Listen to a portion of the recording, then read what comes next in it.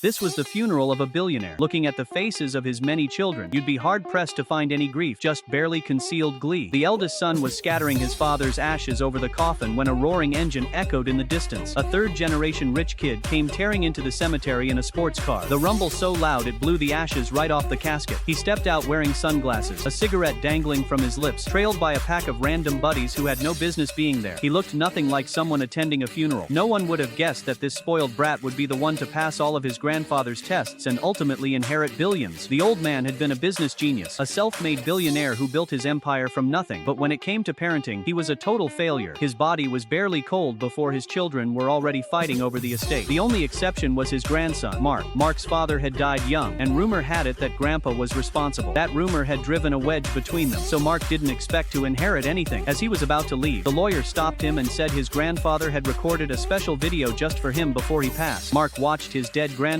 appear on the screen, looking completely uninterested, feet propped up on the table. But the moment Grandpa mentioned a super gift, Mark sat up and paid attention. There were 12 gifts in total, each one more valuable than the last. But to claim them, Mark would have to pass a series of challenges, and if he quit halfway through, he'd walk away with nothing. A black lawyer was assigned to oversee the whole process. He handed Mark a plane ticket and told him to fly to Houston, first thing in the morning. Why do I have to go? You'll find out when you get there.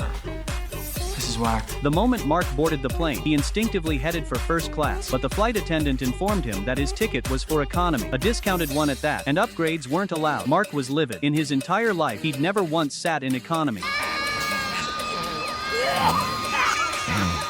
After landing, a guy dressed like a farmer picked him up. His name was Gus, and he'd been Grandpa's closest friend. Mark asked him where the gift was. Gus just smiled and said nothing. The next morning, Gus came to wake Mark up at 5 a.m. When Mark tried to stay in bed, Gus hit him with a cattle prod.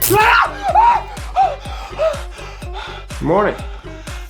What is your problem? Gus dragged Mark out to his farm and taught him how to drive fence posts. Each post he drove earned him $1. That's exactly how his grandfather made his first dollar way back when. But Mark couldn't care less about pocket change like that. The second Gus left, he sprawled out on the fence posts and took a nap.